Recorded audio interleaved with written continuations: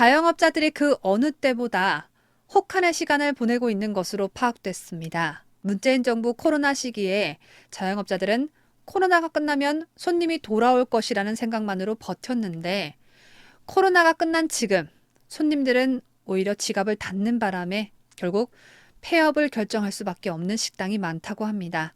실제로 빅데이터 상권 분석 플랫폼인 오픈업에 따르면 지난해 전국 외식업체 폐업률은 21.5%를 기록했습니다.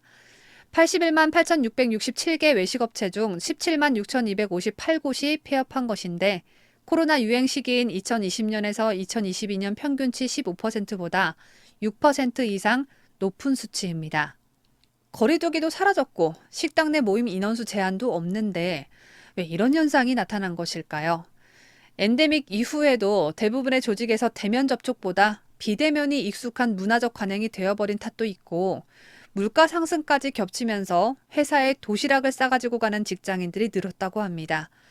주말에 식재료를 사서 일주일치 먹을 요리를 하고 냉장고에 보관했다가 회사로 가져가서 데워 먹는 이들이 많아졌고 늦게까지 술을 먹는 회식 분위기도 음주보다는 차라리 실속 있는 식사만 하고 밤 9시 전에 집에 가는 분위기로 많이 바뀌었다고 합니다. 이러니 식당도 안 되고 술집도 안 되고 이런 영향을 크게 받은 건 단연 외식업자들일 수밖에 없죠. 더군다나 지난 정부에서 문재인이가 소득주도 성장에 집착하는 바람에 인건비가 크게 올랐고 이 때문에 직원들뿐만 아니라 알바생들조차 맘껏 고용할 수 없는 자영업자들은 소수의 인원만 고용했다고 하더라도 인건비 지출에 큰 부담을 안아야만 했습니다. 이는 가게 문을 닫는 데 직결될 수밖에 없는 일이었습니다.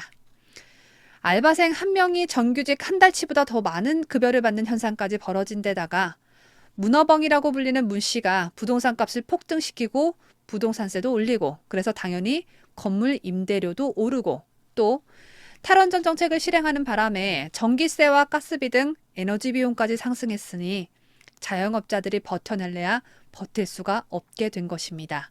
결과론적으로 우리 국민이 더불어민주당을 지지하면 지지할수록 왜 우리 소상공인들과 서민들은 더욱 가난해지는 현상이 나타나는 건지 저는 이것에 물음표를 붙이고 싶습니다.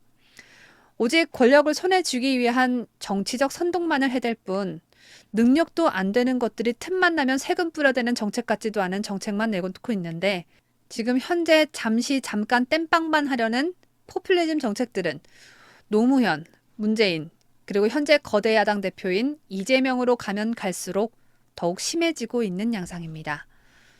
윤석열 대통령의 훌륭한 외교력으로 수출도 좋아지고 있고 해외 건설공사 수주도 많이 따내고 있고 미국의 경제 칼럼니스트는 한국의 경제가 나아졌다고 평가하고 있어서 그나마 다행이긴 하지만 문재인 정부가 실행했던 그 모든 정책들이 유독 자영업자들의 피해로 이어진 것 같아서 이 부분은 참 안타깝기 그지없습니다.